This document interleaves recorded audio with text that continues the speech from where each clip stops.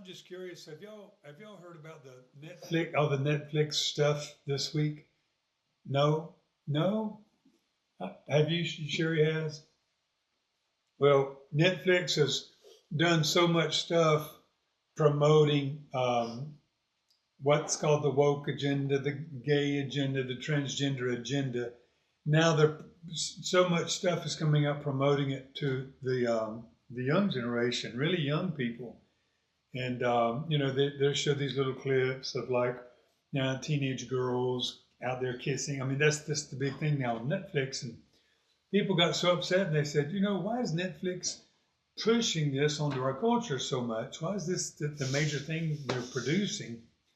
And so people said that we're going to cancel Netflix because we want to make a statement. I think that's really interesting and it's worth consideration. Now, I heard somebody say, um, well, if you don't believe in it, just don't watch it. Just cut it off. Mm-hmm. But I think that's very small thinking. That's because that means you're just concerned about your little world. You're not concerned about what's happening to the world around you. You're not worried about the unbelievers down the street who don't know better that are just piping that right into their house. Do you understand what I mean? Well, that's their response. No, they're unbelievers. They don't even know better. And you saying, oh, well, that's their business. That's irresponsible. And that's you having a very small look on what you're doing. We're responsible, I believe, to make a difference in the world. And when darkness goes out, if there's something we can do to help it keep from increasing, that should be considered. Don't you think so?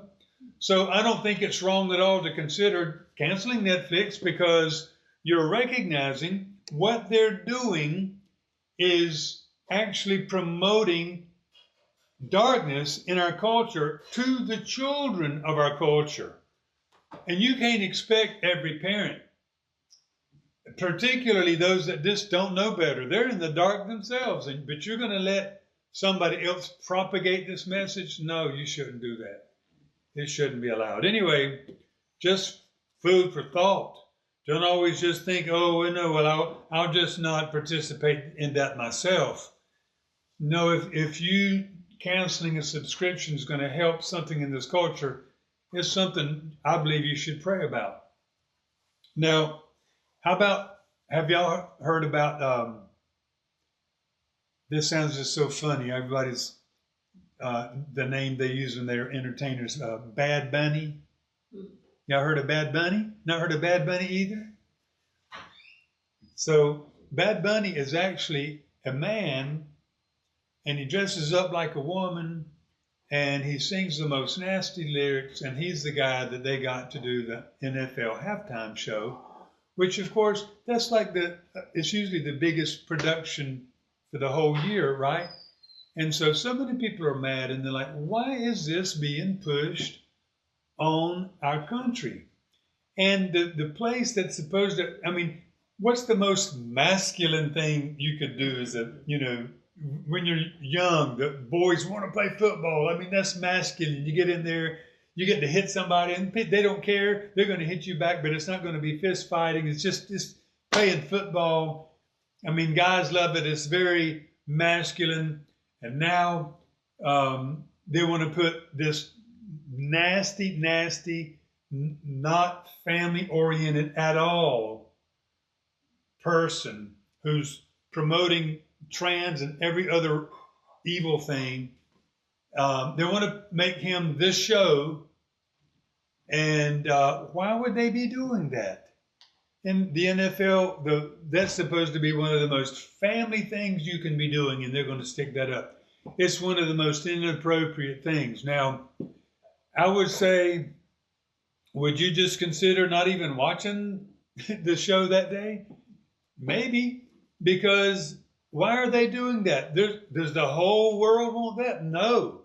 Do you not realize this is an agenda? There's no way that this is not an agenda that darkness is raising up to preach, to influence culture, just like God has called us to influence culture. You have to be aware of the big picture here. And Bad Bunny and the NFL are becoming evangelists to our culture that day to bring in ungodly, filthy darkness into our culture, right?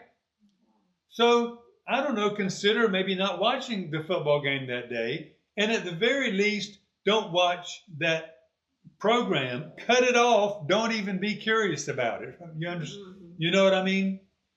And I love this. I heard a popular, he was one of the guys singing this morning we were worshiping with.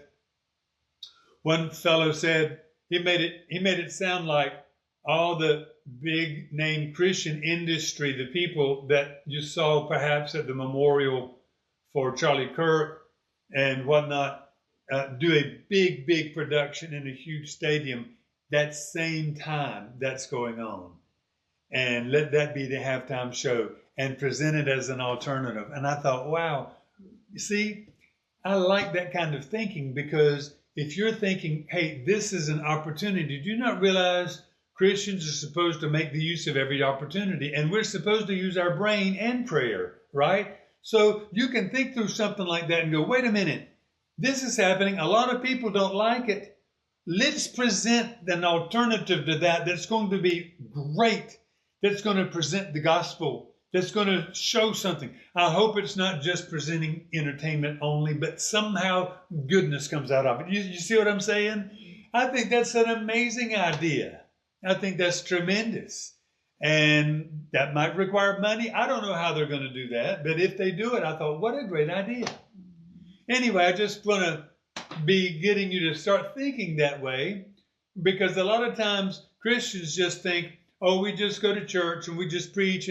No, you need to begin to recognize something bigger than you. You need to look outside of your little circle into what's happening in the world and recognize God's called us to influence the world, and we all have a different part to play in that.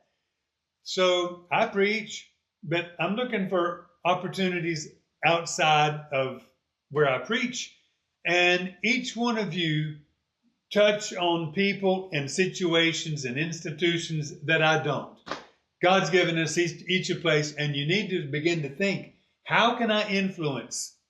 Or you also can think, how can I stop the influence of darkness in my world?